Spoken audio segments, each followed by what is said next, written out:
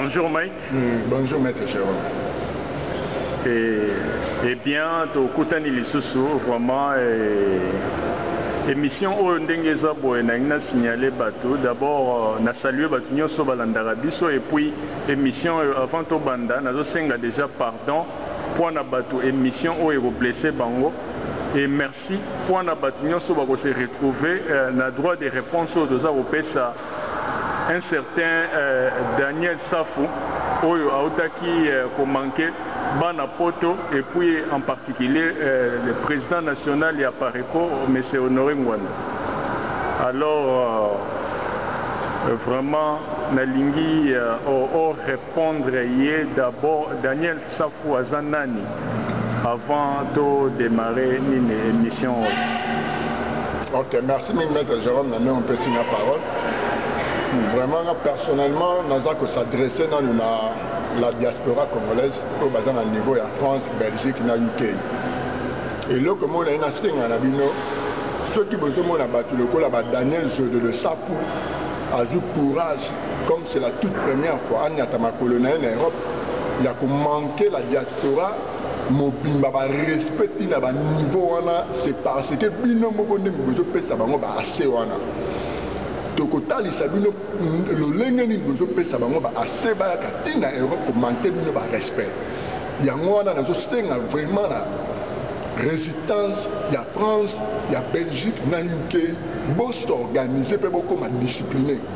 Bo créer bureau central d'intelligence et pour permettre bino na lo mangu bref boboye barakozwaka batrace ya bakolabo nyonso oyo barwandais bazotinda bango apata kinshasa mpo bayaka na europe komankaka bino barespect na babande na bamilie moko reculé na france kosalaka bavideo komankaka toute la diaspora respect na baniveau wana eza bien te c'est parce que bozolinga kolanda ndenge papa honore ngibanda nzambe koatumba asengaki bino te discipline na organisation. Merci. Merci en tout cas. Moutoulogo la Daniel Safou ndenge azana en tout cas batunde na lobaki au départ que non ceux qui batunyo so o émission et blessé bino en tout cas bon en tenir biso rigueur puisque tout ça vraiment la droit de réponse. Daniel Safou c'est vraiment la promiscuité donc c'est une racale. Daniel Safou ndenge zabo o maungo atakoloba c'est du fadaise. C'est du baliverne. Donc Daniel Safou Ndengezawana, c'est vraiment une foutaise et du bouillabaisse. Donc Ndengezana, tu comprends que non, d'abord vous avez un photo pour la première fois aux frais de la princesse. D'ailleurs, au salapé tapage moroboué, a manqué diaspora. Nazo rappelé parole moroboué, peut-être diaspora, oh il y a Europe, bah il baraté parole moroboué, président Tshisekedi Aloba yango, Honoris Causa, Aloba et Lokomobo et paix à son âme, à Johannesburg avant l'élection en 2011, avant l'Ongwa qui s'engagné pour la campagne. Aloba que bande konabino oyo bazana Congo, bazo comprendre rien. Il n'y a que bino diaspora pour sauver Congo. Et un moutuloro la dernière fois qu'on manquait diaspora et bien fort obso salate en 2011. Ayebi yangote be fort tout ça le rapport to kunda batu. Tozong sabatu na ba classe to sala tout azwa ko manquer ma diaspora awa pe o mi benga ke non soi-disant maître ye maître ndeki maître nini o ya sala o akoya o mi benga maître d'abord maître ndenge za boye la fois passée na lobaki yango ke maître azali mutu o ya za soumis na ba discipline ebele et puis maître azala reparti à 6e dan. Ye Daniel Safou te aza ndenge za boye aza maître soit ki odombo ngaka beta e kataguruma anga beta kudu te guruma ye te guruma na maboko o na monaki maboko na ye wana ya dimi wana d'abord pour te guruma ndenge za boye ezala mouvement mo eza très complexe même si tout ça là ba judo makasi te guruma ezala complexe pour ozala mutu mo boye o beta te guruma c'est oza capable même ya kosala iponse inage ou be aragoshi mais mutu lo la yaza lo ba di n'importe quoi. Mutu nyonso na communauté na biso akoma maître ba mo benga maître moni biso ba congolais to l'équipe to sali ba bitro na ba bilora ba titre mutu nyonso ya moni nzambe a corriger biso mais tozo comprendre langage nzambe te atinde la biso mwana mo aza sans titre pour aya ko diriger Congo et même Paul Kagame aza sans titre azo diriger Congo na garçon de cour de proie na yo azali Kanambe. Alors eloko nini oyoka Daniel Sampu a manqué papa Honoré Ngwanda na niveau moko ya kosakana te. Alors merci mingi maître Jérôme. Daniel Zodo de Safu ndenge aza wana d'abord aza petit moko bamela Zodo de fort. Na contacté ba petit na ba Bérin Rouge na kin ba tina vieux moni mutu wana baya ka Zodo de fort. Tindenga ye na ba mikilo wana yo sala ba vidéo wana donc azala tout contrôle ya Zodo de. Déjà na ndenge za wana na Kinshasa a senté petite fille mo ya 18 ans. A senté jeune fille à 18 ans par rapport à l'âge naïf peut être marié irresponsable qu'il est à cause de senté fille mo ya 18 ans jeune na ma passe à zo wana na yo. Adam muto pasi Daniel wana ndenge zana ba petit na ba Bérin Rouge na kini ba ebiti nga vie ndenge zana ye kaka kwanga na muto Thomson na pilipili Damas na damara ya wana azo souffrir donc ezalaki occasion mpona ye yango wana mona amelaki bazododo ya tuo esangani na kwiti ya poto na miliki ya mai banda botama na amela miliki ya mai te bake na mikili baservi ye le lait fraîche ameli epesi ye liboma ale yango mona asalaki bavideo wana amanke diaspora barespecti na baniveau wana atouche même personnalité ya président national apareko président nanga moto ya yango nzamboko atumba vie honoré pour comprendre niveau ya banyama bantaba ya ndenge wana soki bazoyaka na bafrance na babelgique kosalaka bavideo ndenge wana eze parce que résistance tozolinga kozwa komba oyo osérieux te soki résistance ya Europe bandai koyokela biso résistance ya Afrique je pense que bato wana jamais balinga babanda te permettre kozwaka baavion na bango na aéroport ya njili ayeti na Europe na balie moko reculer na babanlie asala bavideo ya bosoto ya ndenge wana mpona kofingisa toute la diaspora congolaise yango wana biso awa na Cape Town bien que tu as des difficultés dans le gouvernement,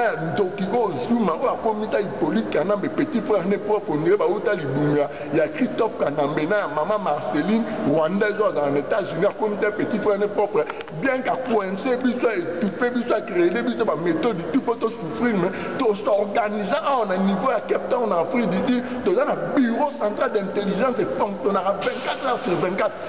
Au attaque congolais collabo outil gomo outil qui sangani en Afrique d'ici tokoye batoke identifié. Dernièrement en délit ba outil na niveau goma ba ki na mission spéciale ba empoisonner ba résistant. To récupérer ba on a ba numéro matriculation voiture ba numéro ba contact à téléphone ba kima ba limo.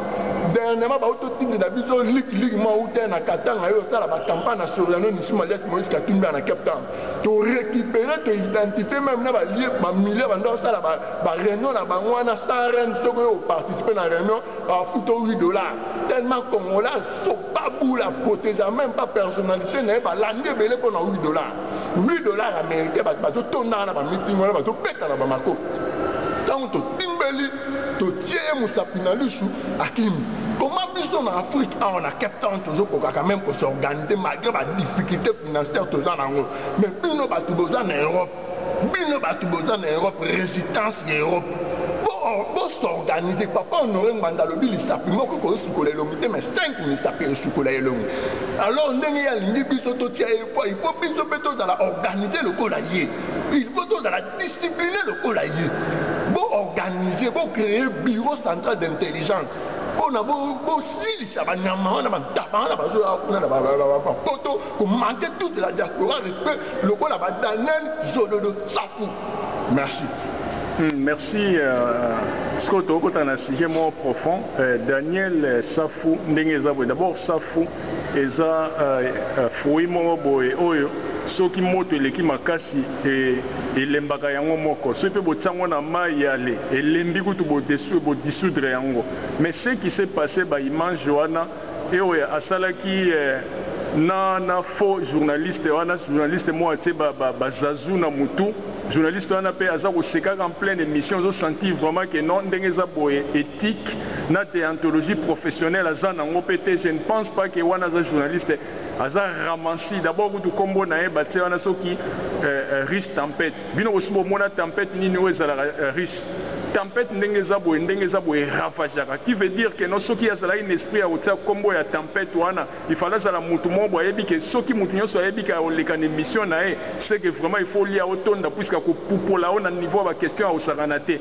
mais on kende ko sala aventure ya editi wana ya on a comprendre que soit disant maître Dona alongwaka kuna puisque comprendre que bon wana ezalaki ya ba collabo malgré tout soit disant maître Dona pas comprendre rien ça collabo mais à comprendre que degré à qui collabore et à côté kuna eza makasi par rapport na oya bango alors tala yo mo ba image wana oyo zoba ya Daniel Safu azoloba wana bourri abuli mental mo azoloba que ndenge ezali wana na yepe vers bango na yepe faire bango banini na kotuna ba résistant ba kotima ba bangi ba mo na luka odombo na peta été gourma yo ça dire que non pour la première fois OK na poto même biso malgré tout na 8e degré à armation na 8e degré à armation na koki jamais na s'hazarder na niveau ya bateau nga na yebite mbala mona inde ko attaquer bango puisqu'ils sont des Congolais puisque na yebi position na bango te quelles sont ba armes au bazanango puisque bango za appelle na ba armes blanches. Alors, vous avez que qui pièce mobo ya théâtre juste là pour pas pesa ngo sens local la neti ya mutu mo au signer nous rendre bazwa ki ba petit na e ba tena coin. Pourquoi petit journaliste na cerveau réduit wana à l'accès qui ba image wana neti to mona ba pe masombo na France jour ya héritier wana erataka ki mutu wana si ba tiamba la mobo ba image wana pourquoi ya l'accès biso ba image te ba au la théâtre et ça le rôle ndenge to mona nanoyo soi-disant maître Dona azot ba petit mo bazol le kana ba préparer ba boketu ba préparer ba petit mo boye na kwa wana azot ba commentaire que boketu yo ba petit no ba peso mbote ba trop dangereux ba petit mo ba voyou boye en ba pour na juste rara a intimider ba résistant au moni ba pièce ko mo lo ba même na latin to lobaka aller à Fabula Est la pièce est jouée mais Daniel Safoye ba que non ndenge zali wana a franchi Rubicon. Donc ezali casus belli déclaration de guerre mais ya ba que guerre wana ndenge za boko sala jamais guerre na diaspora ne za boto na rôle moi makasi to za ko sala de bino kutu bat boza ko trahir biso si bande ko dépendre ndenge ya diaspora malgré tout ça na kati tende boko maintenant comprendre ba consigne belé nde ba makambo belé c'est changer alors ozolobela azoba na nini. OK, merci mingi na ndo pesi nga parole. Daniel Zododo Safu ndenga zana na yedo na eloko moko. Yo la bokende na Moïse Etienne Tshisekedi wa Mundu Mbolo biyo moko na vidéo na accompagné que na scientifique kuna de plate bokende récupérer démocratie au contraire kuna de plate bokende ko teka Congo plate Moïse Etienne Tshisekedi akende ko signer contrat na ba Rwanda na scientifique ba ko exploiter ba minerais Congo pendant 10 ans. Daniel Zododo Safu Etienne Tshisekedi là en 2011 en Afrique ici na Johannesburg devant la diaspora congolaise à Loba et le Congo ya Motuya à Lobi bino nde boza espoir ya Congo Lobi bino mutu boko libérer Congo parce que peuple au bazar na Congo Kinshasa bazo comprendre rien sikoyo yo Zododo Safu o uti na Kinshasa mo iseke pelele yo makasi na mutu Safu na da pembe na cerveau na lembi à le cerveau lembi mo raisonner dessus d'entité yo lobi que non émission attaquer ba résultat mo mona mais yo ça nyama ba petit on est ba petit ndenge dans bino bana ko kende tout on a patron na bino Tshilombo Félix ba organiser la bino déjà ba petit mo ba banda ba résident en France Belgique o ba yebi ba kwani ni se ba memi on la vidéo na wana ya busto ba o manquer diaspora respect ba o mona yo te ba petit on est ba petit ba non ça la sécurité pour na yo ba télémé ba zo yebe la mouvement moi ba résultat mo ba ko récupérer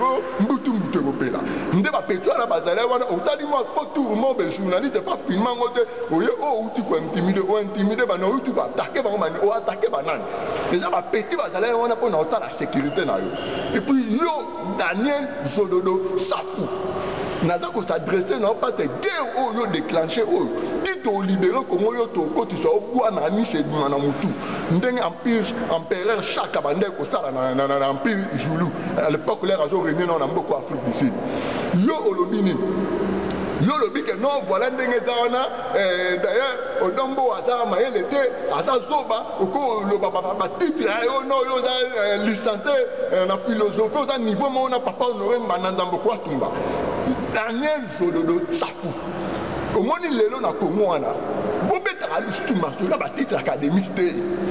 Pour yo, on dit, moi, pamba, sans titre, comme président, pour mettre à la main l'histoire, titre académique. Bobima, bino, tout va bourrer qui va en tabac. Moutou, moi, sans titre. Aïe, na Congo, a comme président, na bino. Bozo fléchir chez nous, na patron, na otilongo. Bozo respecter ba ordre mal donné à zo pesa bino pour na détruire ba ndeko na bino ba congolais. Siko oya olo ba obengara ba tu ba soba. Yo za mai. Yo za bourri ko dan taba. Merci. Je crois que tu as toujours parcouru toujours le même ordre au Yolobiona et à Daniel Safo. Nous avons rappelé que au monière bandi émission Nazoloba batuna qui se comparer na titre na licence na papa Honoré Ngwanda. Ngai avant lobake azana licence je m'attendais que d'abord Daniel Safo c'est que azana atana 10 doctorats. Mais seulement erna yoka lobité azana licence na philosophie à part na diplôme na ce qui na communication babilo moi pamba loba et puis na question as spécialiste na question politique par après na lobby terme moi français baloba ya bien esquisse d'IP donc dans la limbona simplifié on prend et na lobby esquisse d'IP donc rien que ça ngana ndo kan salo wala satam suna ba doctorat ya on moni que ça fouillon ndenge zana il faut ça la très attention moni domaine où il y a science, et à la science, et à la armation, plus moutoyebi, plus moutafan d'araignée. Mais yo sozo mona que diplôme où yo zui à licence wana et puis aux allois ou azoba makasi, bato ku bazotanga na ba université moya makasi partout na ba na monda bazotia ku bakele ndenge yo tsate ya ba diplôme na yo. Yo landara top 50 ité même na top 100. Est-ce que université en Afrique ou ya pamba? En Afrique université ata moko tata même inikin et bimakutu na top na parmi ba top 50 wana te. Et bimakutu te mais yo landa ngote. Mutu nyonso ayebi yango ya moni ba considérer ba nini na bisote. Et puis même na émission yo leka lisusu kuna na émission ya debriefing ya Mamina Masengo olobi ke non atuna soki olenganko ya na niveau nini atanga wapi. Mamina répondait aux questions mon sage. Abi non, il n'est pas le seul. Ce qui veut dire que non, Asa le seul, c'est d'abord à nuancer qui question puisque moi elle est un peu prudente et sage mais permettez à vous exposer. Lui, il n'est pas le seul qui veut dire que non, Kanambe pas un diplôme et puis que non, même à l'opposition il n'est pas seul.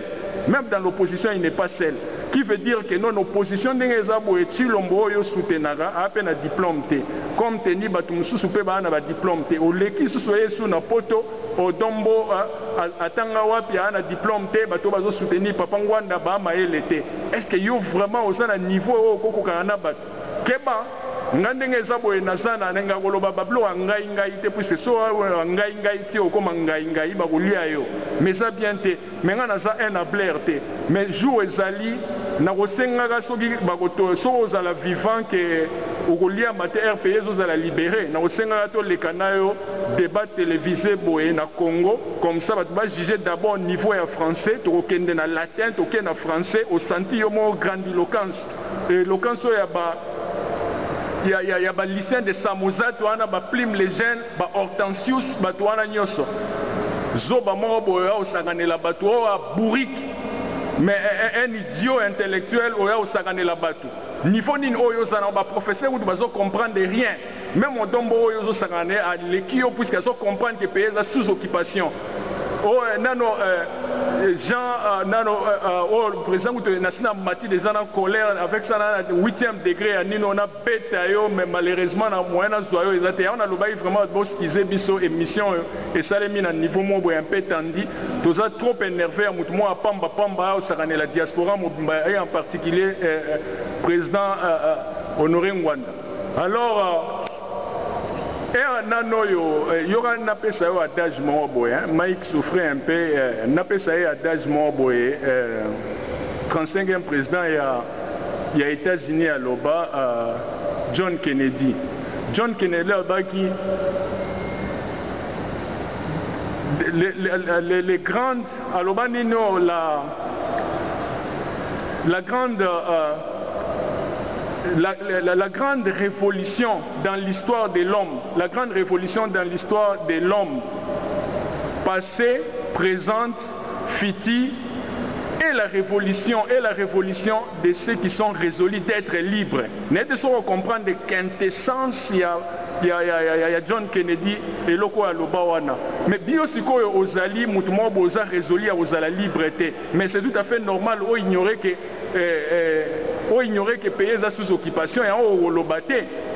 Alors, n'était pas recommandé par après aux ongles et les na on a lobby. Merci, maître Jérôme Lando, pour la parole. Mais Daniel Jodo de Saf, je lobby que nous sommes spécialistes en questions politiques. Je lobby que nous spécialistes en questions politiques. Et là, on a enseigné en Mike Mouton. Maintenant, on a un patron, on a fait le mouvement, mais nous, on a voté pour la toute première fois. Le pétrole, le Boma, na bando botamatio comme na Azoda, na ngano balo Milano, Milka Maïté, bando botamatio comme na Azuana. On dit un jour au Matavio et au Méman à 8000 km en Europe pour le bêtise on a manqué toute la diaspora congolaise respect à niveau au manqué on a touché des personnalités président national à Pareco pour la sacrifier on a Lucas solitaire congolais dans la libérer na maboko ba rwandais mutumo sans titre à un Congo comme un président de la République ce que tout non patron non ti le atanga wapi niveau d'étude na ça nini bandana ko tuna na question na patron na nous peli tilombo na osenga na otuna na patron na peli tilombo deux questions seulement tuna na première question yo mutu o se préparer ndenge ba congolais ba se tromper l'audio comme président de la République tuna na nous atanga wapi niveau d'étude na zanini puisque hier Daniel Mtamesana otuna batu question na atuna pas le bas spécialiste en questions politiques. Tuna lisusu peliti le deuxième question. Nationalité à maman nae. Maman nae aza nationalité nini. Wananga mo déjà na ko edo Daniel Jodo de Safu na ko pesa déjà répondre. Maman na peliti le aza angolaise. Maman mère aza angolaise. Donc banda d'abord ko ebisa no peliti le patron na a mbi no ko ndolo baba bêtise ko na niveau Europe. Le bas n'a la constitution à Congo d'abord ils permettre de le code 50% congolais 50% angolais à se présenter dans Christian comme président de la République à Congo pour constitution à Congo et lobby pour les canamopona à la présidente de la République il faut à la papa maman congolais yo Daniel Zododo Sakou spécialiste en questions politiques qui nous tourne dans Hippolyte Kanam atanga wapi niveau d'étude na eza nini pe tuna Hippolyte Kanambe nationalité na ya zanani. Merci.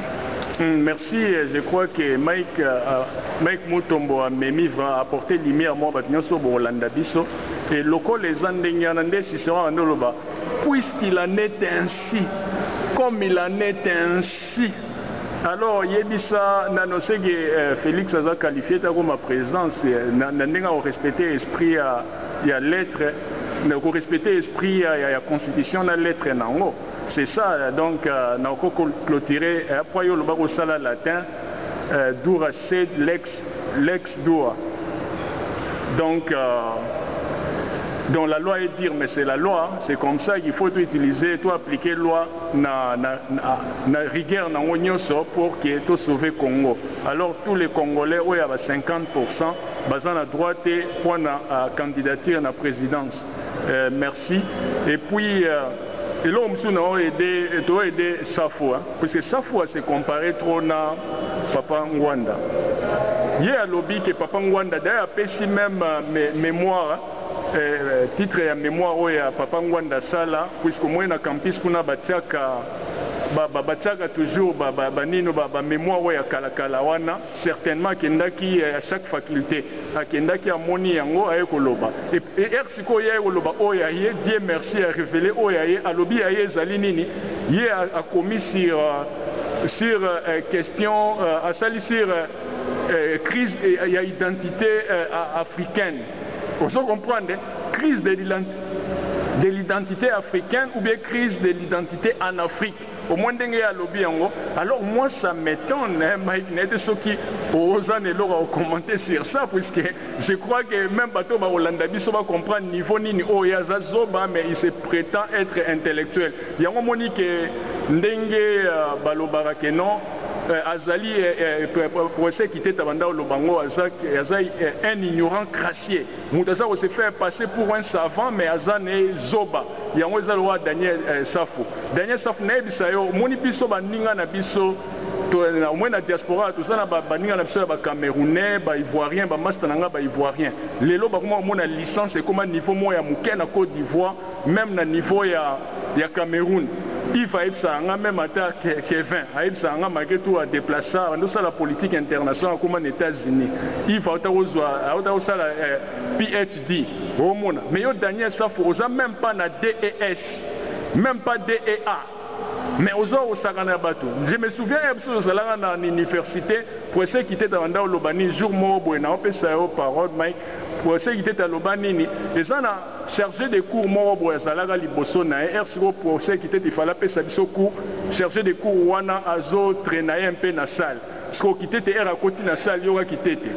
À lobby, mais c'est chargé des cours là, il a vu un grand professeur comme moi, il traînait dans la salle, pourquoi? Et puis, c'est procès qui était, il n'est pas un chargé de, il n'est pas, c'est un chargé de cours. Il y a lobby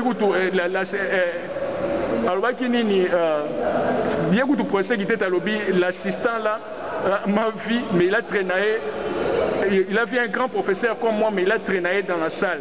Abi, mais non, c'était un assistant. Abi, mais non, mes chers enfants, Abi, non, mes chers enfants, ne demeurent pas dans la confusion. Vous savez, quand j'étais encore licencié, je me considérais comme un semi-lettré. Mais seulement après avoir soutenu ma thèse de doctorat que je me suis vu devenir un intellectuel. C'est comme ça que j'ai quitté Tabandé au Loba. Alors, Yoko Daniel Safounini, pour déjà mémoire à lobby la crise sur l'identité en Afrique. Donc, merci, Maître Jérôme. En tout cas, les autres secteurs, c'est vraiment comédien. Adam Tabac, Daniel Jododo Safou. Pour le bien, la mémoire, le travail, le bien pour la crise identitaire en Afrique. Nous avons joué deux membres qui ont la crise identitaire en Afrique. Mais dans le pays, nous sommes en Afrique. Kaka Congo, nous avons une carte d'identité. Na 20 ans, au Congo, Botoli, na Maboka, Rwandais. Congo est allé sous occupation étrangère. Kaka Congo, en Afrique, c'est la toute première fois que tu à 8000 km sur le Boma. Donc, même na Congo, Brazzaville, Kaka voisin, Nambuka, qui bateau, car on habite sur le bango tout bata na ba identité. Ok na République centrafricaine bata na ba identité. Ok na Soudan, ok na Rwanda, o ba attaquer Congo, Uganda, Burundi, Tanzanie, Mozambique, Afrique du Sud, Zimbabwe, ba pays Zambie. Na Kasumbalesa kuna na Katanga bango tout bata na ba identité. Mais yo on a le Daniel Jododo Safou, ça même pas la carte d'identité, ça na identité. 20 ans mais aujourd'hui ba na mémoire on a travaillé sur la crise identitaire en Afrique. Aujourd'hui on a te ko zam taba mon frère, on a enseigné ba Congolais nini. Au travail à mémoire na yo, au début de crise identitaire en Afrique, mais yo on a mboka na identité exacte. Aujourd'hui on a to ko tali boma mon frère. On a fou, on a niamato zaman. Merci. Merci, je crois que Daniel Safo, hormonie scientifiquement, sur Ozalagi Moutoumou Ozamayele, aurait que ça la mémoire na yo, il y a licence, il y a fin d'études. Pourquoi il y a tout simplement que la crise d'identité au Congo, puisque le Congo, ça fait 20 ans. Les Congolais qui prétendent que non, les Congolais, par exemple, détenir les pièces déjà la deuxième république, la période d'Akala, jalousement. Mais sinon, à l'heure actuelle, les Congolais morotés. Mais alors, ça m'étonne. Au Lessiko, au Sala, et là, comme moi, au animé débat, moi, et qu'il y a un sens, allez, yo, se comparer. Dieu merci, Batmignon, sur Hollande, des vidéos, même yo, on a fond intérieur, puisqu'on va tromper conscience, on se rendre compte que vraiment, et au salaire qui est grosse erreur, mais ça qui bien aux à exposer pour que prochainement, au tika au salaire bêtise ou bien aux mi croire que non, au mi paie ça va valeur au yosan en pété. Donc, au quitter Taranda au crapaud des marées. Donc, au moins un homme sans ambition, mais aux autres dit n'importe quoi. Alors, na ngepena na yeba À ce qui concerne Safu, Anasogi Safu, comme on a vu, même énervé à Osaranate, Safu, Sogi Safu. Safu ndenge zawana il faut ayeba que diaspora tozosala musala mwa boya makasi et que diaspora ndenge zawana ezali espoir ya lobby et même prophète Simon Kimbangu aloba yango bana nanga baobima par-ci par-là bango baya osauver baoya na baminoko ya bapaya bango baya osauver Congo mais ça m'étonne yo o ignorer au moins dans tout ça ya nde Mike Mutombo aloba que diaspora ezali manque ya discipline muto tozosala ndenge na baloba expression mwa boye there is no excuse for lack of discipline. C'est-à-dire, est-ce qu'ils ont un manque de discipline? Au moins, ils sont congolais sur Congo comme un niveau, puisque tout ça a discipline. Il faut discipline na vie pour notre récit. Il y a un moment où Moutloa, Safou, Aye, et puis même sur Hollandi, à Titi Douana, au moment où ils ont eu complicité, moi et Salema Kiwana. La fois passée, et ça le rôle de la diaspora, il y a la Genval Wana, et Genval va impliquer qui va tout porter pour un glissement. Et voilà, il y a les sous pour ça, la Babylone au moins, soit disant que y ça faut pour mobiliser la stratégie, la stratagème pour na balabala pendant que ça fois au prétend dans 500 000 personnes à Simanae, Eliezer 500 et moi au tâtonné 800 000 et moi 700 000 alors yo le la safunini. Ok, merci maître Jérôme. Pour la paix, c'est lumière, on a patriote, on a résistant. Chaque année le 17 janvier, tout y part au Pétara. Une année de plus, il y a occupation à un moment donné, instauré à un moment donné. Alors, chaque décembre, on a tout y part au tacle, on va créer un mécanisme, tout, comme on l'a dit, on a aidé, on va glisser, ça là qui année passée, na moué, peut-être ce que doit moulouma, préavis, après ça qui va tenir la date le 19, nous avons aider l'occupation illégale. Même ma répéter en année au bandel déjà négocié dans le déjà 2 mois passés déjà ne connaît pas patriote série le commandeur déjà pour moi là il m'a solo ana n'a pas na mettre Jérôme na bilili les patriotes pour tanda de sona du cola mais ça de pour moi là il bino déjà que déjà na négociation de bête ma c'était qui le m'a proposé comme premier ministre pour aider occupation rwandaise va glisser aller dans janvier le 17 ba ke na Kampala nde ba kuta na Kanambe Kagame na Museveni ba sali mama na fait basi ya kisangani bamemi bango kuna balobina mtakala basakana na bango peto ana sala marabongo to ekuti bo tetembe bo observer bien chaque janvier Kanamba ala Kinshasa te Kanamba ala na Kampala bakinda ko célébrer fête il y a une année de plus occupation et ça pour Pakistan ba stratagème nango ndenge le bara toujours mon maître Jérôme Okito on a ko instaurer pe ko fandi sa empire na bango il y a tout y power alors yo sikoyo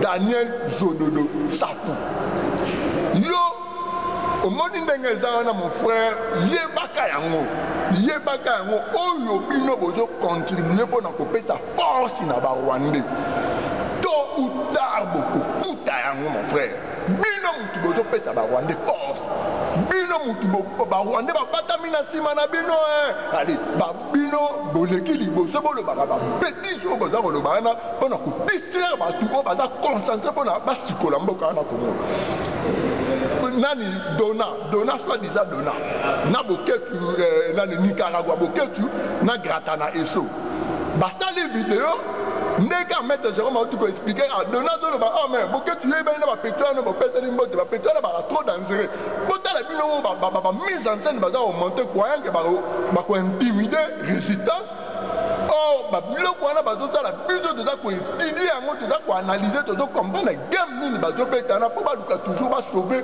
pouvoir ya occupation na mois ya décembre oyo alors diaspora tosengi na bino lokola baje na bango tocomprendre étude nini na binano Daniel Zododo Safu formation nini yo oyo osala na Europe kuna mpo boprépare boyeba ndenge nini bosala mpona bokendo kotelemisa population na Kinshasa mpona soulèvement populaire bozwi vocabulaire na biso ya soulèvement populaire allez bokomi kosakana nango bokomi oloba nango n'importe quoi Daniel Zododo Safu est-ce que yokani ti pena pouvoir ya occupation ndenge eza wana na niveau ya aéroport ya njili wana na baservice pétro baservice ebele eza wana bayeba vraiment ke bino na patron na mino Tshilombo oyo ye moko ve na nga Valentin Mubaka alobaki nga nakende komona Kanambe na moi mais Tshilombo amonaka Kanambe na butu mpe pambapamba est-ce que bayebaka bino bo matine Europe pour que ça la complot mo be po na sikola mboka bo benga na occupation rwanda est-ce ba permettre bino bo bozo mo na ba congolais banana comment vous nous saccagez dans la diaspora à niveau on a demandé qu'on a vu sur l'Europe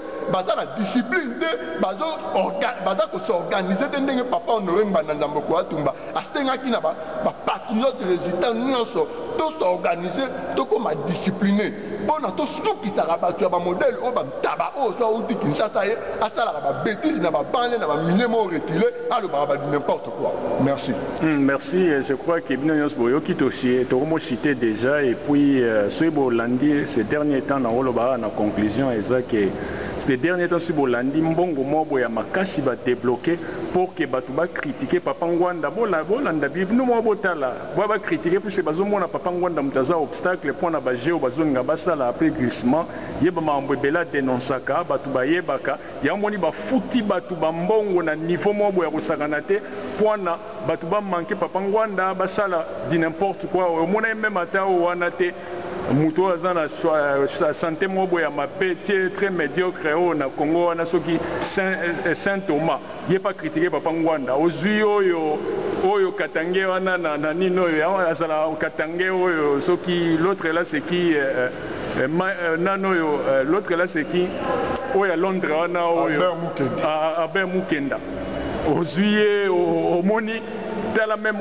la télévision ceux qui riche ceux qui télévision ceux qui nino Rema TV en tout cas ba fouti ba tout bambongo zo tambula na niveau moya au sakanate pour que ba décourager résistance et puis ba décourager surtout leader yani heureusement que yaza crâne na ko landa bangote lobini to cité déjà.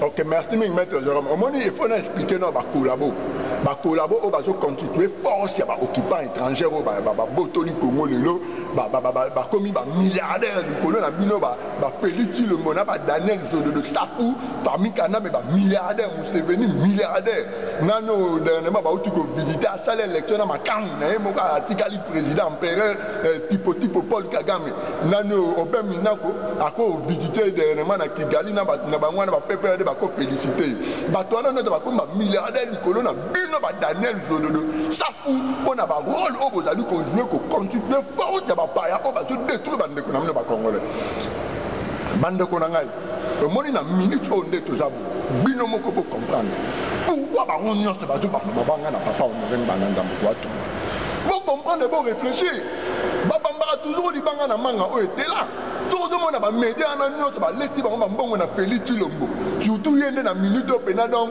yende a komi mutu pena o ba rwandais na ba lobby belge français britannique américain bien que ba américain ba za musika mais ba o ba za na Europe lobby belge britannique français donc ba tie pena ba moyen na ma yele Peliti Lombo o zo beta na médiateur na ezali Joseph Olingankoy ali na défense en marque Kabundu donc ba ngona ne pena ba tie pena espoir na bango pour ba sauver occupation rwandaise na ndenge na ebitaka bino na bililimo totala na maître Jérôme carte ya suka ba lobby belge bazosala mpona kosauve occupation rwandaise na Congo yango tokomi na période donc makambo tolobaka toyebi makambo nini tolobaka alors diaspora résistant patriote tokoma sérieux yo Albert Mukenda d'ailleurs